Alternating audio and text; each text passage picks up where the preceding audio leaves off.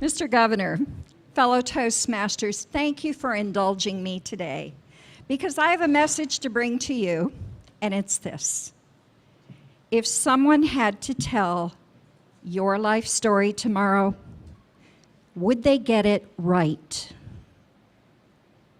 Anyone can tell a chronological story of events, but is that right? Right is your legacy. Is your record as it stands today what you want to be remembered for? A few years ago, I retired from a full-time successful position, and I projected what I wanted at the end of my life. In the process of doing that, I wrote my own eulogy. I have to tell you that she was a great worker was a very small footnote. What I really wanted in that eulogy was she was a great grandmother. She was a terrific wife.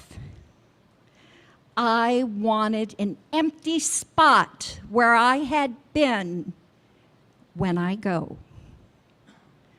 By writing your eulogy ahead of time, you can work backwards. You can change things today to create the outcome that you would like at the end. Change your priorities. Change what you're doing. Change anything you can affect and align it for that outcome.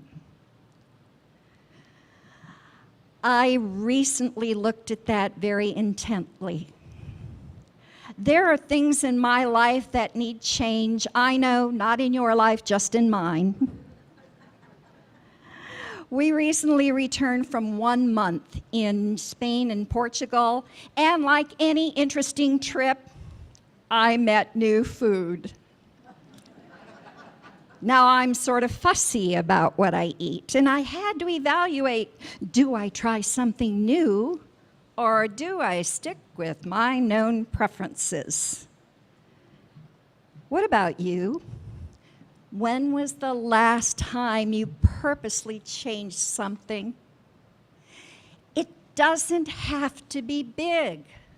Small changes accumulate to create momentum for larger changes. We just need to take that first step. Let me give you a small, kind of silly example of what that could be. If you change your hair, say you parted on the left, your hair might have gotten a little flat and compliant. Well, change it. Part it on the other side. Poof! It will stand up. It's resisting the change. And you now have a new look. Maybe it's even more interesting. Now, that's just a small example. But if we are willing to look at those things in our life as small steps towards a bigger change, we can accomplish those. I recently heard an interview by Warren Buffett, the famous investor, with his son Howard and his adult grandson.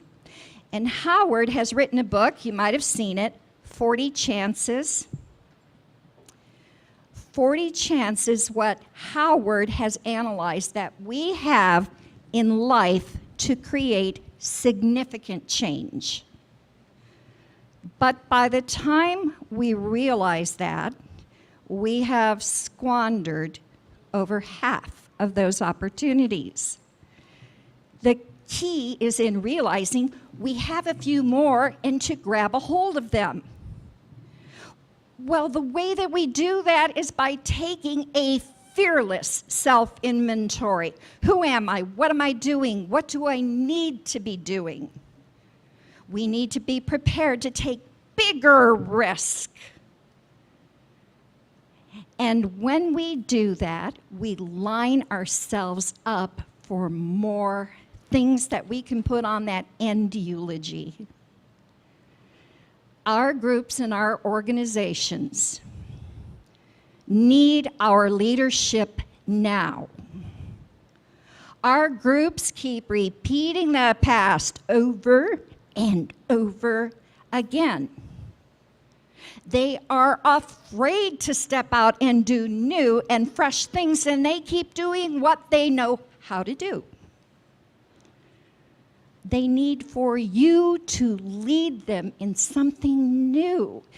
Fear binds us visibly, and change is good.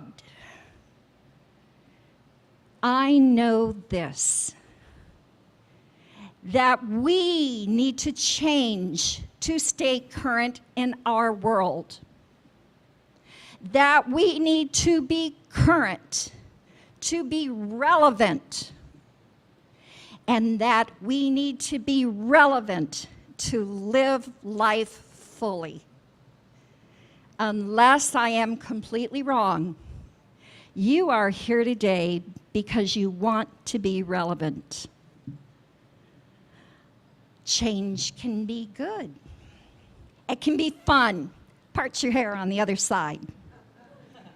It can be risky. Leading our organizations in a new, different way can be very risky. But change can be rewarding. My husband adores me.